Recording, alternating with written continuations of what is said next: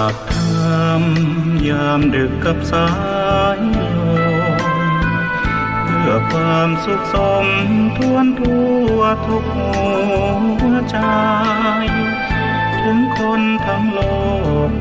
ซึ่งอยู่แดนไกลจากคณะสงฆ์เชียงใหม่ที่ได้ตั้งใจเทศกลอนป่านนี้ศรัทธา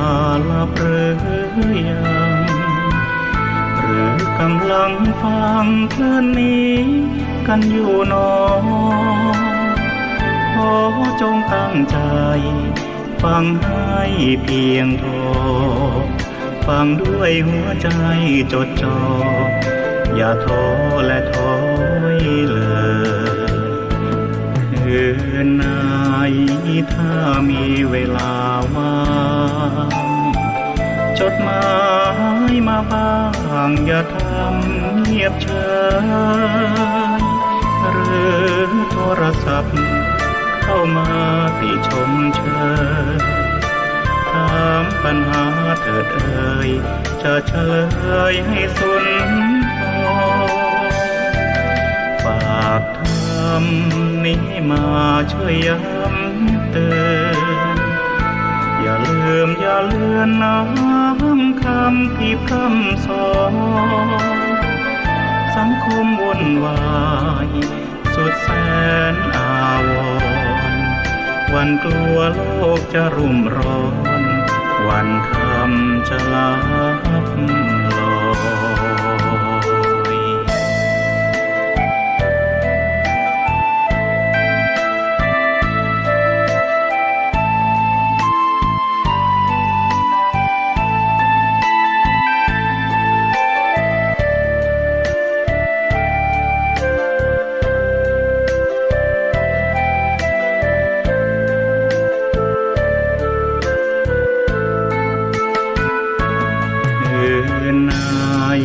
ถ้ามีเวลาว่างจดหมายมาบ้างอย่าทำเงียบเฉย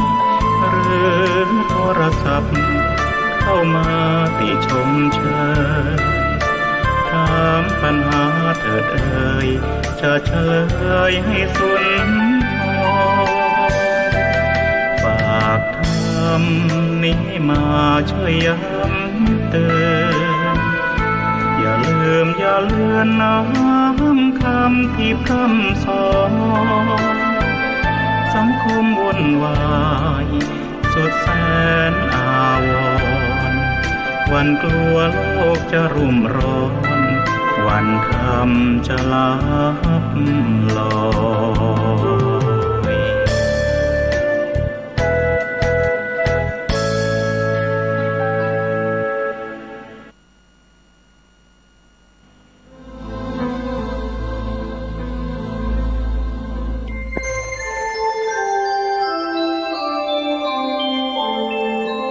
ขณะนี้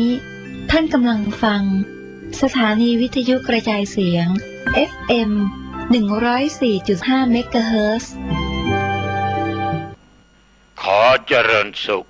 ศรัทธาสาธุชนญาติโยมท่านผู้ฟังทั้งหลายทุกท่านทุกคนอันเป็นที่รักที่นับถือของตุเจ้า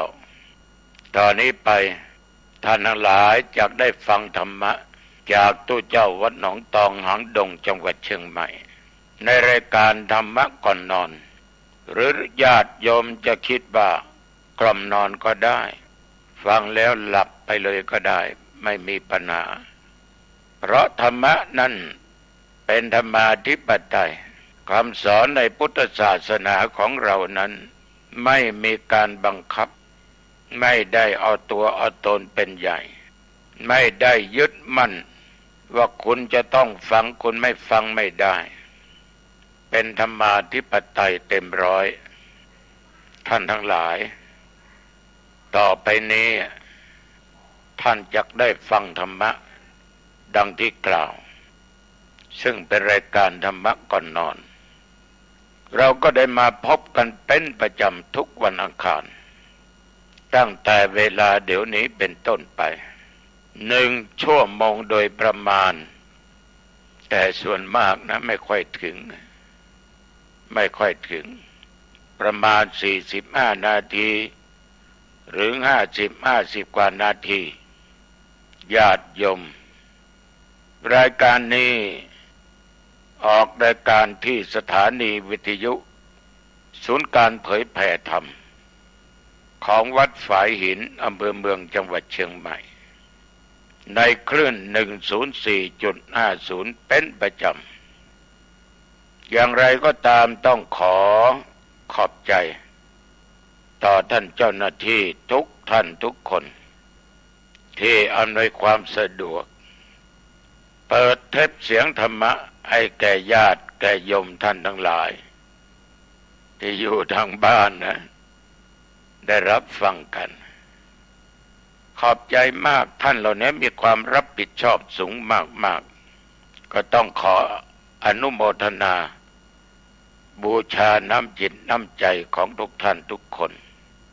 ญาติโยมท่านผู้ฟังทั้งหลายรายการนี้มาออกฟรีนะไม่ได้เสียตังค์แต่มาไม่ได้ซื้อเวลาเพราะสถานีนี้ตั้งขึ้นมาเพื่อการเผยแผ่ธรรมโดยเฉพาะไม่ต้องซื้อไม่ต้องหาทำงานด้วยความเสียสละด้วยความที่เป็นชาวพุทธด้วยความที่เป็นศิษย์ตถาคตเมื่อเรามาพูดถึงธรรมะแล้วญาติโยมธรรมะนั้น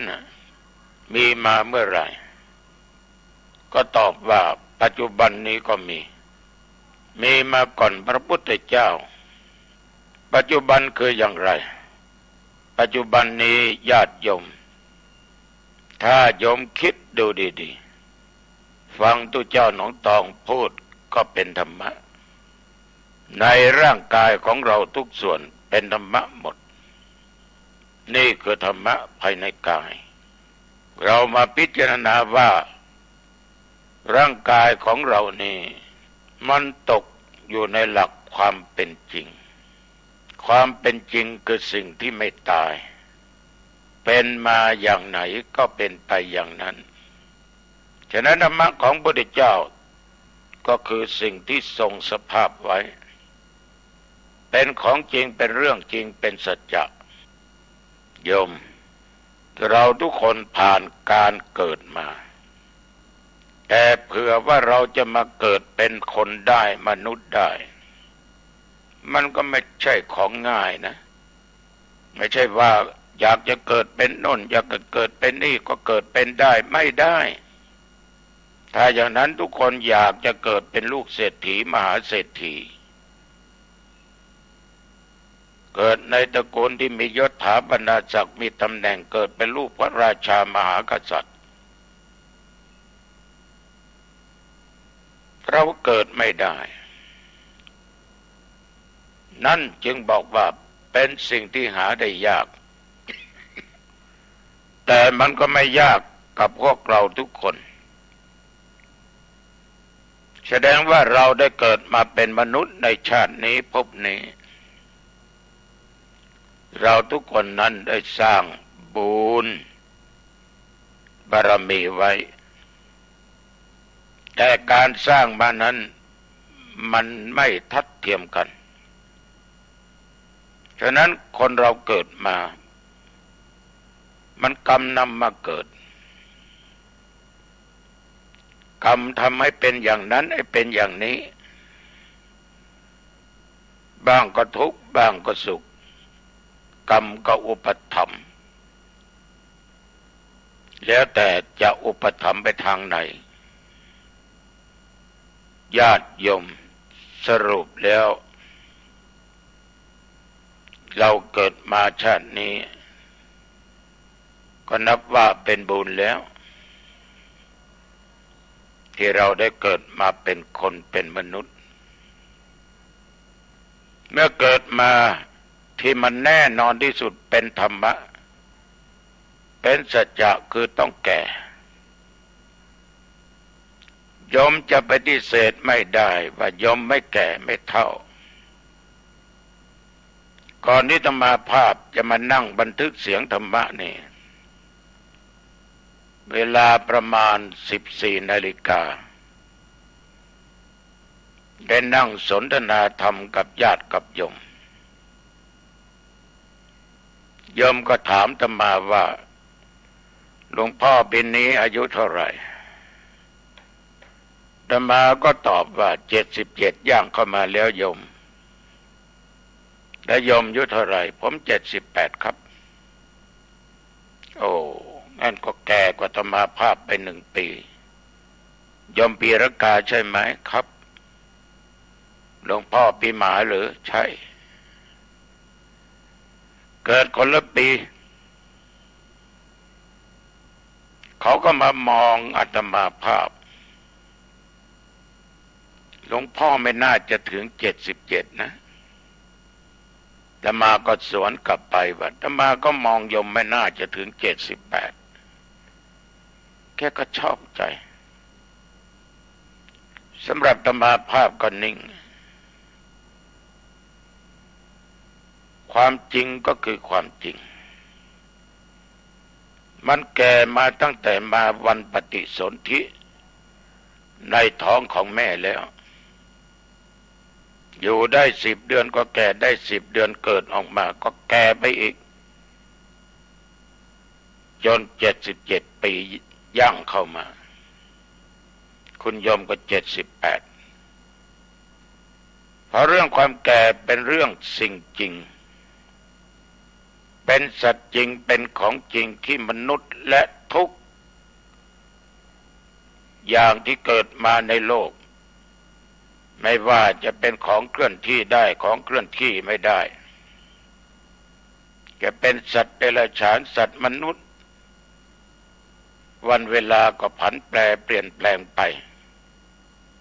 ความแก่ก็ตามไปผ่านมาของจริงอีกอย่างก็คือความเจ็บมันก็เป็นของจริงเป็นของที่ทุกคนหลีกไม่ได้หนีไม่พ้นไม่ว่าโยมและอาตมะไม่ว่าเศรษฐียาจกคนผู้ดีคนผู้ร้ายผู้หญิงผู้ชายต้องเจ็บคำว่าไม่เจ็บมันไม่มีนะเพราะเป็นสัจจะเป็นของเป็นจริงนอกจากจะเจ็บมากเจ็บน้อยเท่านั้นเอง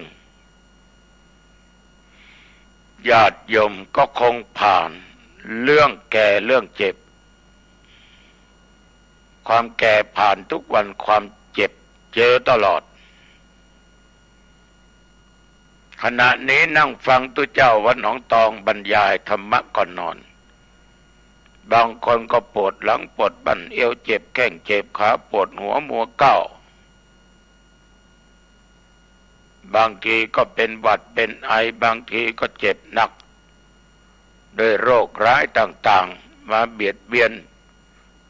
จะลุกจะนั่งไปไหนก็ลำบากบางทีก็นอนติดเตียงเนี่ยคือของจริงเป็นของที่ไม่ตายเป็นอมตะอยู่ตลอดเพราะมันตกอยู่ในหลักอนิจจตาความเป็นของไม่เที่ยงมีเกิดก็ต้องมีแก่มีแก่ก็ต้องมีเจ็บในที่สุดญาติโยมเคยรู้บ้างไหมว่ามีใครบ้างอายุได้150 ปีขึ้นไปอย่างมากก็แค่120 กว่าปีมีน้อยที่สุดญาติโยม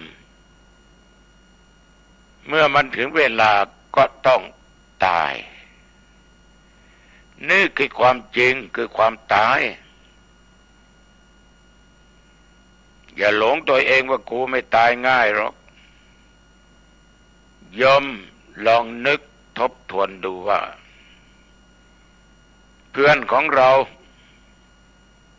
ที่ได้พบได้ปะกันได้คุยกันนั่งกินด้วยกันไปเที่ยวด้วยกันเรียนด้วยกันทำการทำงานด้วยกัน อยู่วัดอยู่วาด้วยกันไปฟังเทศน์ฟังธรรมไปไหว้พระสวดมนต์ไปรักษาศีลด้วยกันไปทำบุญด้วยกันมันหายไปกี่คนบางคนก็อายุแก่กว่าเราบางคนก็อ่อนกว่าเราปี2 ปีที่ผ่านมาเนี่ยญาติโยมทุกเจ้าที่อายุ70กว่าขึ้นไปไม่เกิน80ตายเยอะ ตายเยอะนะนอกนั้นก็มีแยะเหมือนกับเพื่อนฝูงของญาติของโยมเพื่อนที่มาเกิดร่วมโลกร่วมชีวิตร่วมใช้กรรมด้วยกันสร้างกรรมด้วยกันมันไปกี่คนนี่คือธรรมะมันเกิดขึ้นในกายของเราเกิดขึ้นเป็นประจำทุกอย่างมีการเปลี่ยนแปลงอยู่ตลอดเวลาธรรมะนอกกายเรามองเห็นคนเรามองเห็นวัตถุพืชผลทุกสิ่งทุกอย่างแม้แต่เรานั่งอยู่ลมหรืออากาศก็มาพัดมาตีตัวเราก็ไปสู่สถานที่นั้นที่นี้เอาออกจากบ้านไปอากาศร้อนลมร้อนก็มาตีนั่นก็คือธรรมะล้วนแต่เป็นอนิจจังทั้งนั้นไม่เที่ยงแท้ไม่แน่ไม่นอนมองรอบกายเป็นธรรมะมองคนก็เป็นธรรมะมองต้นไม้ก็เป็นธรรมะมองแม่น้ำก็เป็นธรรมะมองสัตว์ก็เป็นธรรมะมองวัตถุสิ่งของก็เป็นธรรมะเจ้าชายสิทธัตถะนี่ญาติโยมที่ได้พูดให้ฟังว่าท่านมีครอบครัวมีมเหสีมีพระโอรสเพราะท่านเป็นลูกของกษัตริย์แต่ทำไมท่านจึงออกบวชเพราะว่าเจ้าชายสิทธัตถะมามองเห็นว่าการอยู่เป็นฆราวาสเนี่ยมันจะหนีทุกข์หนีโจรแท้จริงไปไม่พ้นจะต้องมาเวียนว่ายตายเกิดอยู่ในวัฏสงสารอยู่ตลอดเวลาจะต้องหาหนทางให้หลุดพ้นให้ได้เสด็จออกไปเห็นเทวทูตเห็นคนแก่คนเจ็บคนตายเห็นสมณะคือนักบวชก็พึงพอใจในการเป็นนักบวชญาติโยมท่านผู้ฟังจึงได้เสด็จออกบวชก็ยังไม่ได้เป็นพระพุทธเจ้ายังเป็นพระสมณโคดมอยู่ได้แสวงหาโภคธรรมแสวงหาทุกสิ่งทุกอย่างบำเพ็ญเพียรจนได้6 พรรษา 6 ปีออกบวช29 35ได้ตรัสรู้ได้รู้แจ้งเห็นจริงในธรรมที่เป็นจริงนั่นคืออริยสัจสี่ทุกข์สมุทัยนิโรธมรรคนี่ญาติโยมแสดงว่าธรรมะมันเกิดมาก่อนพระพุทธเจ้าแต่ไม่มีใครรู้ได้พบได้ฉะนั้นธรรมะจึงเกิดก่อนพระพุทธเจ้าผิดถูกก็ไม่รู้นะท่านผู้รู้ทั้งหลายก็คงจะรู้ญาติโยมพวกเรานี่ถือว่าโชคดีมากถึงพระพุทธเจ้าจะจากพวกเราไป 2,566 ปีเข้ามาแต่ว่าเรามีพระธรรมเรามีวินัยเป็นตัวแทนของพระพุทธเจ้าเราจึงรู้บาปบุญคุณโทษรู้ว่าอันไหนดีอันไหนไม่ดีอันไหนเป็นบาปสิ่งไหนเป็นบุญเรารู้ฉะนั้นศรัทธาสาธุชนญาติโยมท่านผู้ฟังทั้งหลาย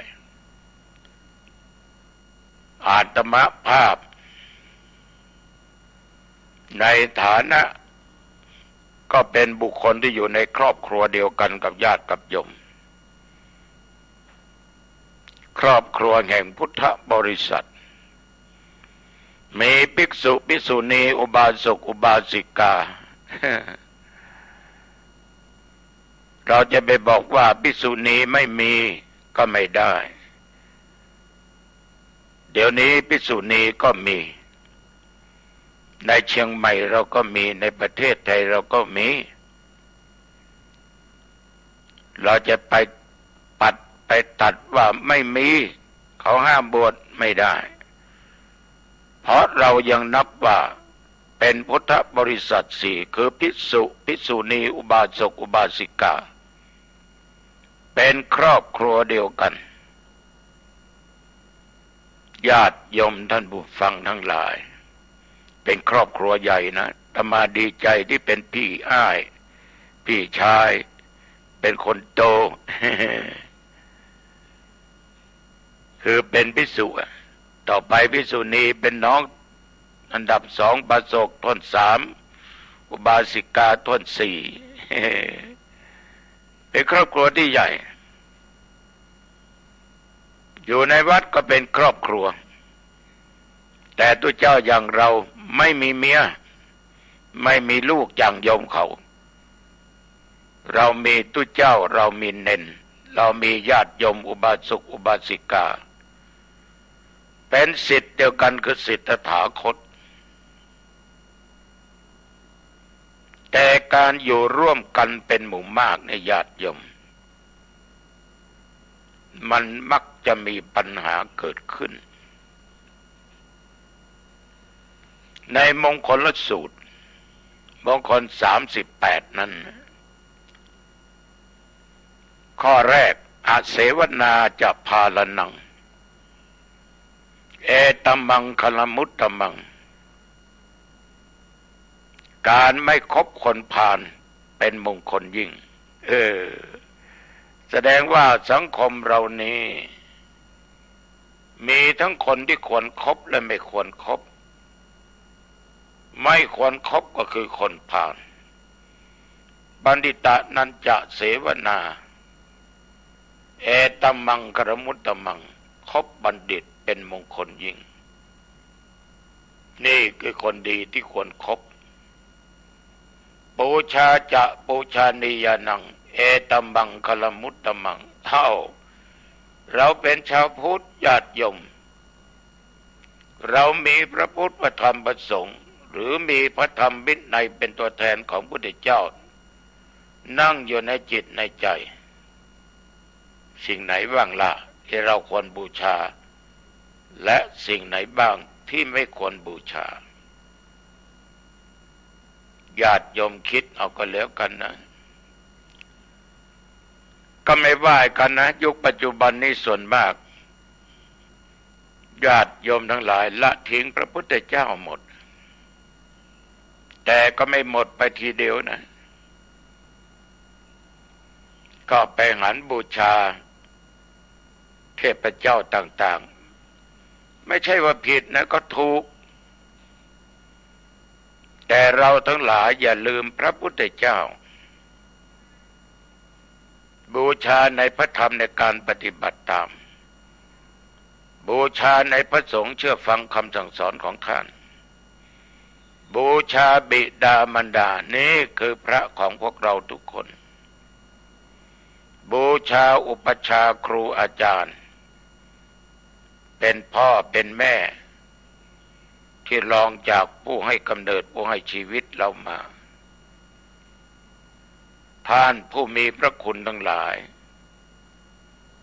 เราต้องบูชาละเว้นในการคบคนชั่วฉะนั้นท่านจึงบอกในมงคล38อาเสวนาจะพาลนังคือไม่พาลคือก็ไม่ดีคนไม่ดีอย่าไปคบท่านทั้งหลาย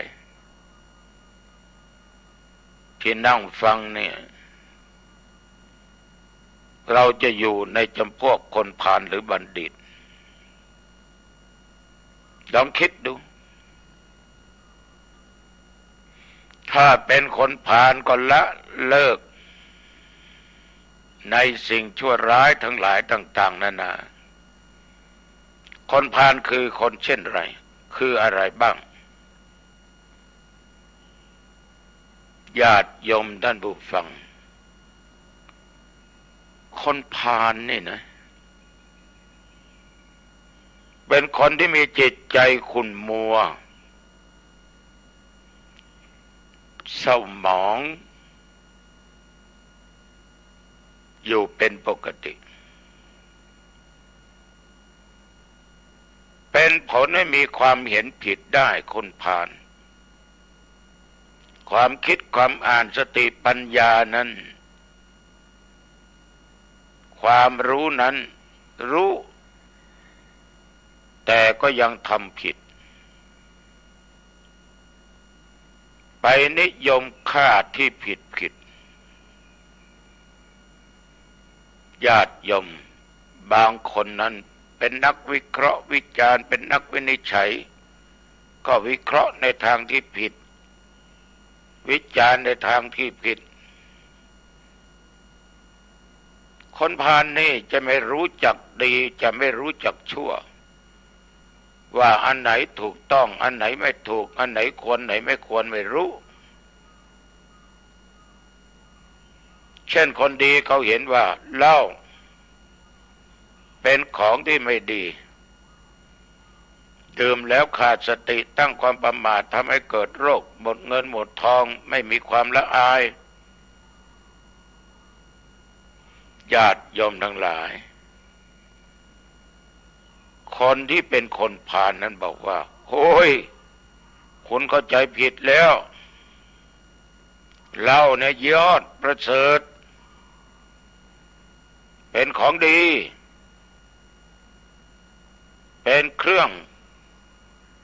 ที่ให้นานาประการนั้นมันได้เกิดผลดีต่อเราเป็นของที่กระชับมิตรคนไหนไม่ดื่มเหล้าไม่มีมิตรไม่มีสหายทำให้จิตใจกล้าทำอะไรก็ทำได้เล่นก็ได้ตีเขาก็ได้ยิงเขาก็ได้แทงเขาก็ได้ทำอะไรได้ทั้งนั้นญาติโยมมองเห็นความชั่วความไม่ดีเป็นของดีมองเห็นกงจักรเป็นดอกบัวชอบไปในทางอบายมุขอันเป็นปะทางแห่งความฉิบหายเช่นนักเลงเล่นการพนันเราไปบอกว่าเล่นการพนันไม่ดีนะดีถ้าฟุกมาเราก็โรยถ้าสวยก็แล้วไป พูดอย่างนี้เป็นการทำให้เราเพลิดเพลินมีความสุขได้สังสรรค์อยู่กับเพื่อนอย่าคบคนชั่วมาเป็นมิตรนะดีเห็นดีหมดคนพาลเนี่ยเพื่อนแต่กินเหล้าก็เพราะมันนั่นแหละดีหลายอย่างญาติโยมบางท่านบางคนเป็นนักเลงหญิงนักเลงชายได้เพราะไปคบคนพาลไม่เคยเจ้าชู้ก็เป็นเจ้าชู้เอานะไม่เป็นไรอย่าให้มันรู้มันอยู่ในบ้านแต่มันนอกบ้านแล้วไปเที่ยวด้วยกันนะพาเราไปทางที่ไม่ดีเข็ดนอกใจศรีภรรยานอกใจสามีคนไม่เคยเที่ยวคบคนพาลก็เป็นคนขี้เที่ยวคนไม่เคยเล่นคบคนพาลก็เป็นคนเล่นไม่เคยเล่นไพ่ไม่เคยเล่นไฮโลญาติโยมไปเจอคนพาลนี่เก่งหมดฉะนั้นศรัทธาสาธุชนคนพาล มีลักษณะเป็นคนเหมือนกับเรานี่เองมีร่างกายมีตีนมีมือมีหูมีจมูกมีลิ้นมีกายมีใจมีอะไรทุกอย่างมีเลือดมีเนื้อรู้จักร้อนรู้จักหนาวรู้จักเจ็บรู้จักปวดรู้หมดญาติโยมทั้งหลายเหมือนกับเราบางทีนั้นก็เป็นญาติพี่น้องของเราโดยตรงก็มีของภรรยาก็มีของสามีก็มีคนพาลนี่ญาติโยมมันจะพาไปในทางที่ไม่ดีดังเขาว่าคบคนพาลไปหาผิดถ้าคบบัณฑิตก็จะพาไปหาผลคบคนเช่นไรก็เป็นเช่นนั้นคนพาลนี่ญาติโยมแม้แต่การศึกษาจะจบมาสูงเรียนจบสูงก็ตามจะอยู่ในตำแหน่งหน้าที่อะไรก็ตามจะเป็นนักบวชไม่ใช่นักบวชก็ตามถ้ามีความพาลอยู่ในจิตในใจเสียหมด สิ่งที่มีนั้นไม่ว่าตำแหน่งหมดทรัพย์สมบัติก็หมด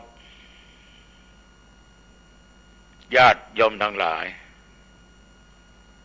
ขึ้นชื่อว่าคนพาลดังที่ว่าถึงแม้จะมีความรู้มีความสามารถก็ไม่ใช่ว่าความรู้ความสามารถจะใช้ในทางที่ถูกต้องที่ควรเสียทั้งหมดนั้นเป็นไปไม่ได้เพราะคนพาลบางคนนั้นแสดงท่าทางเป็นคนดีแต่ว่าในจิตใจนั้นคิดในทางที่ไม่ดีนี่น่ากลัวนะหน้าตาดีรูปหล่อแต่งตัวดีพูดจาดีแต่ปากกับใจไม่ตรงกันท่านทั้งหลายเสียรู้คนไปเพราะมองดูกันแต่เพียงภายนอกญาติที่ถูกหลอกถูกต้มจนหมดข้าวหมดของหมดเงินหมดทองไปเยอะแยะนะคนพาลนี่ญาติโยมมักจะเป็นบุคคลมีจิตใจที่ขุ่นมัวเสมอทำให้ไม่สามารถควบคุมจิตใจให้คิดไปในทางที่ถูกที่ควรได้คนพาลนั้นมีลักษณะดังนี้ชอบคิดชั่วเป็นปกติคิดละโมบอยากได้ของเขาในทางทุจริตเช่นว่าโลภเอาของเขาบ้างพยาบาทปองร้ายเขาบ้างเห็นผิดเป็นชอบบ้างมีเยอะแยะนี่ญาติโยมลักษณะของคนพาลในการประพฤติมาทางกายโยมสังเกตดูคนพาลนี่สามารถทำอะไรได้ทั้งนั้นเห็นหมาเตะหมาเห็นคนก็ชกต่อยเขาพูดอะไรมาไม่ถูกใจก็เป็นเรื่องหาเรื่องอยู่ตลอดเวลาชอบทำผิดเป็นโยอาจินญาติโยมถ้าไปเจออย่างนี้ ต้องหลีกต้องเว้นให้ไกล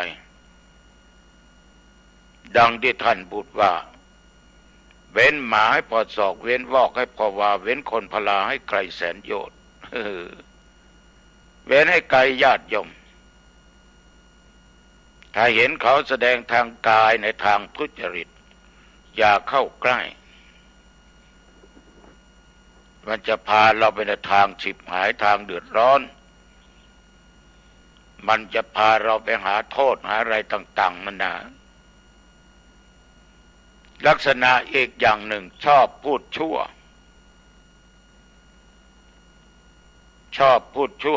เป็นปกติคนพาลไม่มีความสัตย์จริงมีแต่ความปดชอบพูดลามกพูดคำหยาบด่าคนไหนว่าคนนั้นจิปาถะขนาดไปในงานต่างๆนี่ยังไปด่ายังไปว่าคนโน้นคนนี้ยุยงยุแย่ส่อเสียดเพ้อเจ้ออยู่ตลอดเวลาเอาเรื่องยังไม่มีมาพูดก็มีพูดหลอกให้เขาเชื่อจนเขาได้รับความเดือดร้อนก็มีฉะนั้นคนไหนที่ชอบขี้ปดชอบด่านะคือคนพาลพูดทางด้านจิตใจแล้วทำชั่วเป็นปกติเกะกะเกเรกินเหล้าเมายาฝิ่นกัญชาเฮโรอีนยาบ้ายาม้าชีวิตชอบล้างผลาญชีวิตของคนและสัตว์ลักทรัพย์ฉุดคร่าทำอนาจารต่อบุคคลอื่นหลายอย่างญาติโยม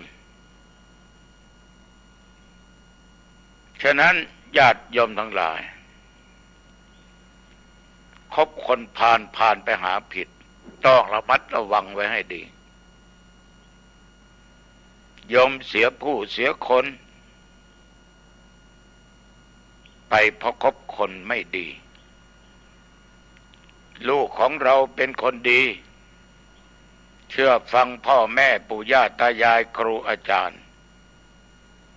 ไปคบคนไม่ดีก็เลยพูดยากสอนยากไม่เชื่อฟังคำสั่งสอนของพ่อของแม่ของครูอาจารย์เพราะไปเอานิสัยของคนพาลไปคบคนพาลคบคนอย่างไรก็เป็นคนเช่นนั้นฉะนั้นญาติโยมท่านผู้ฟังโทษของการเป็นคนพาลนั้นคนพาลมีความเห็นผิดเมื่อมีความเห็นผิดเป็นชอบเขาว่าดื่มเหล้าไม่ดีดีเล่นการพนันไม่ดีดีรักของคนอื่นไม่ดีดีญาติโยมจะเป็นคนก่อทุกข์ให้แก่ตนเองคนพาลนั้นย่อมทำในสิ่งที่ไม่ดีพูดไม่ดีคิดไม่ดีก็เสียชื่อเสียงถูกติฉินนินทา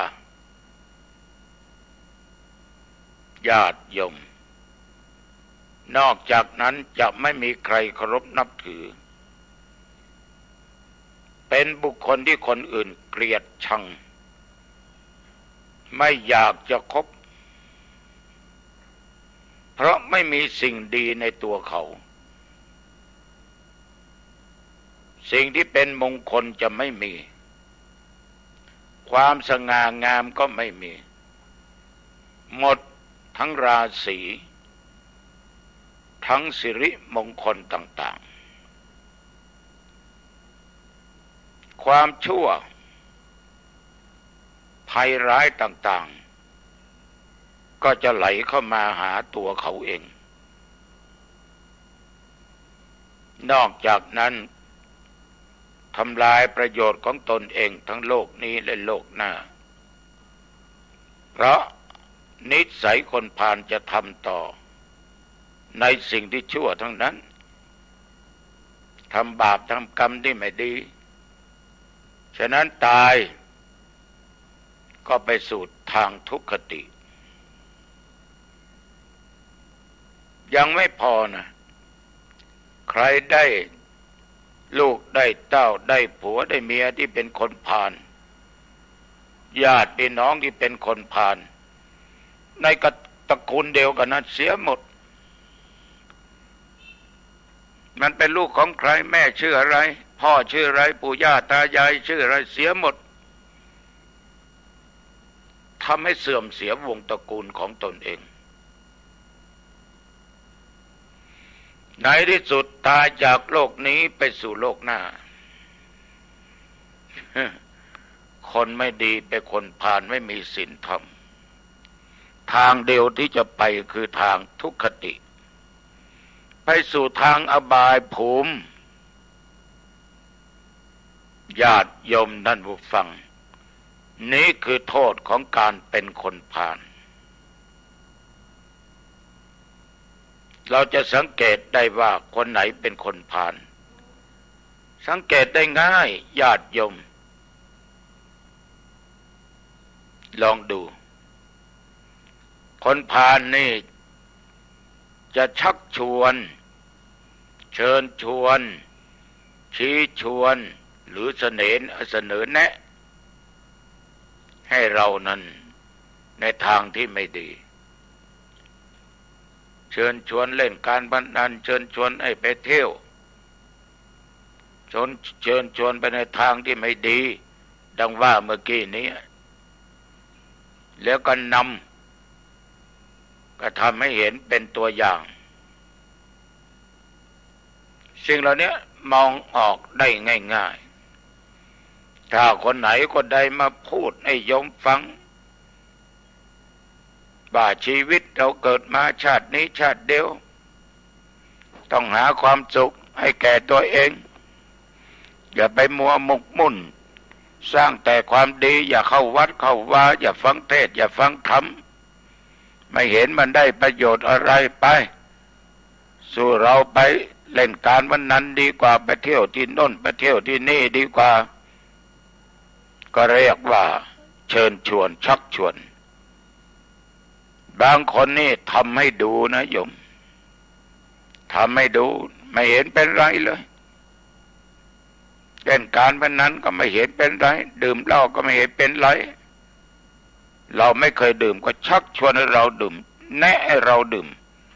แล้วทำให้เราดูนี่เจอคนอย่างนี้ให้หลีกไกลๆให้เว้นไกลๆอย่าเข้าใกล้เพราะถ้าอยู่ใกล้มีแต่เสียกับเสียทั้งชื่อเสียงเสียทั้งวงตระกูลเสียทั้งตำแหน่งหน้าที่การคบคนพาลไม่เป็นมงคลต้องคบกับบัณฑิตเพราะบัณฑิตจะพาไปหาผลบัณฑิตนั้นญาติโยมก็ไม่ได้หมายว่าท่านผู้นั้นจะต้องมีความรู้เรียนจบสูงมีตำแหน่งหน้าที่ดีน่าเชื่อถือการแต่งเนื้อแต่งตัวก็ดูดีใบหน้าก็หล่อก็สวยไม่ใช่อย่างนั้นนอกจากเป็นผู้รู้เป็นปราชญ์แล้วญาติโยมบัณฑิตที่ดีจะต้องมีทั้งศีลทั้งธรรมจะมีความรู้ขนาดไหนก็ตามความสามารถขนาดไหนก็ตามถ้าไม่มีศีลธรรมแล้วญาติโยมคบไม่ได้มีให้รู้ให้เห็นเยอะแยะคนที่จบสูงปริญญาตรีโทเอกเป็นด็อกเตอร์เป็นครูบาอาจารย์เป็นในตำแหน่งนั้นตำแหน่งนี้เป เป็นทหารตำรวจเป็นตู้เจ้าเรียนจบมาสูงทั้งนั้นในที่สุดก็เป็นคนเสียไปได้เพราะใดญาติโยมจึงเสียเพราะว่าบัณฑิตท่านเหล่านั้นเขาไม่มีศีลไม่มีธรรม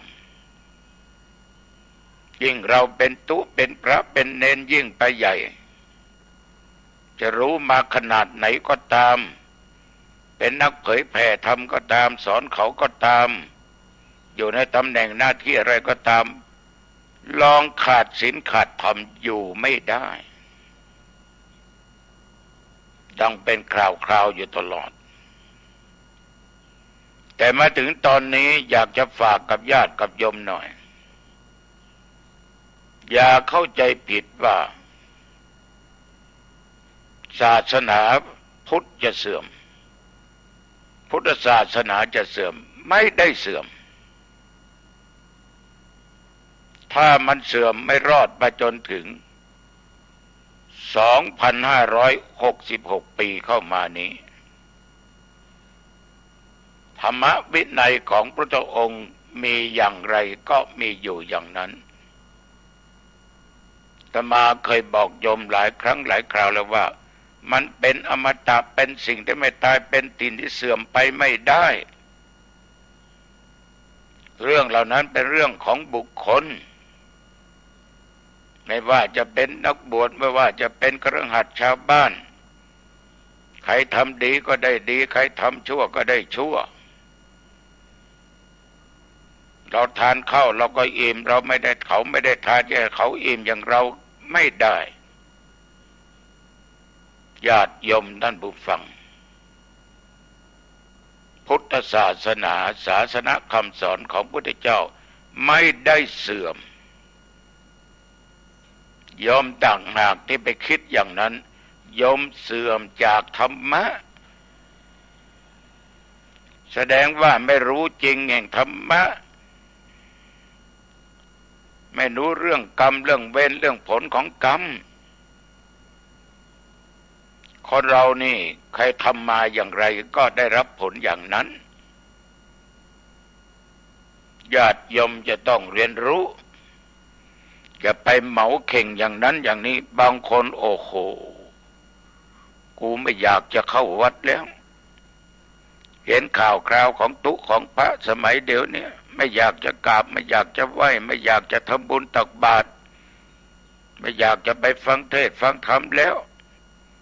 ไม่อยากจะปฏิบัติศีลธรรมแล้วอย่าพูดอย่างนั้นถ้าโยมพูดอย่างนั้นโยมนั่นแหละผิดพุทธศาสนาของพระพุทธเจ้าไม่ได้ผิดไม่ได้เสื่อมเราต่างหากที่ทำให้ตัวเราจิตเราเสื่อมจากธรรมะทุกอย่างมันเป็นไปตามกฎแห่งกรรมของแต่ละบุคคลที่สร้างมาญาติโยมทำดีก็ได้ดีทำไม่ดีก็ได้ไม่ดีฉะนั้นญาติโยมบัณฑิตท่านผู้รู้ที่มีศีลธรรมมีเยอะแยะแต่คำว่ามนุษย์เนี่ยโยมมันก็ต้องมีทั้งดีทั้งเลวปะปนกันอยู่เพราะบุญกรรมของแต่ละบุคคลแตกต่างกันมากเพราะเราสร้างมาไม่เท่ากัน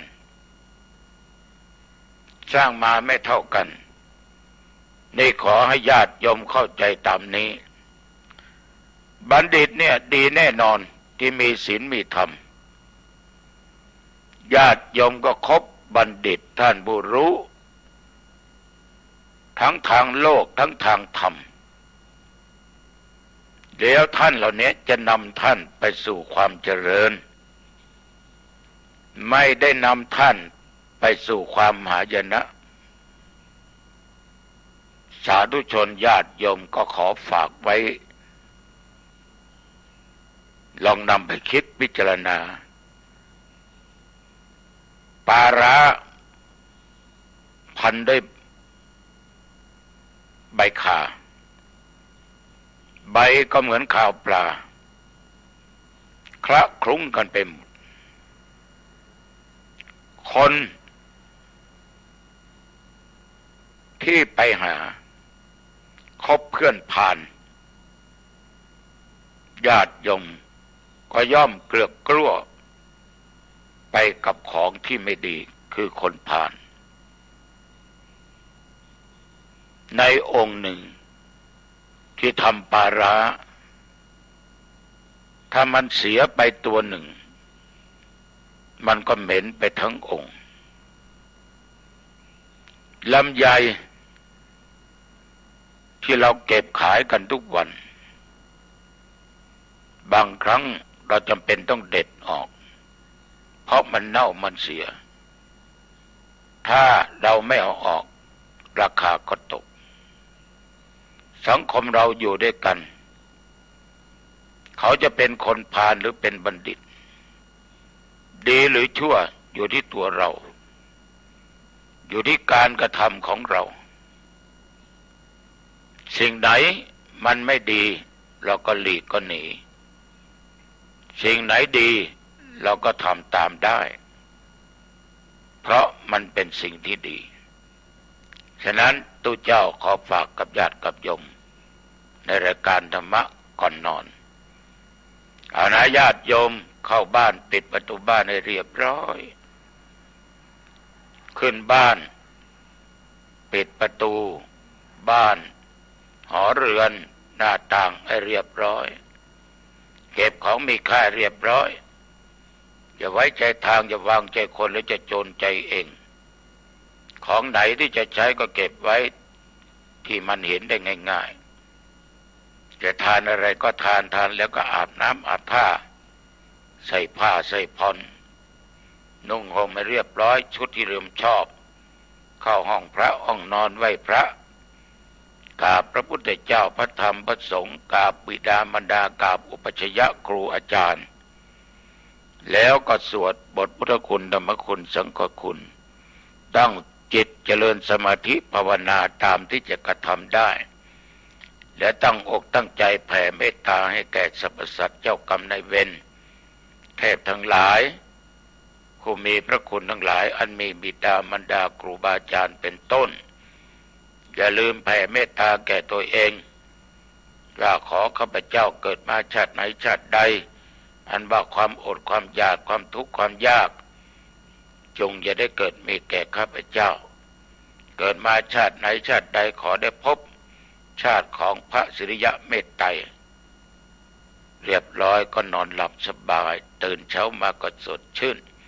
อายุวันโนสุขังพลังพบกันใหม่โอกาสหน้าเจริญพร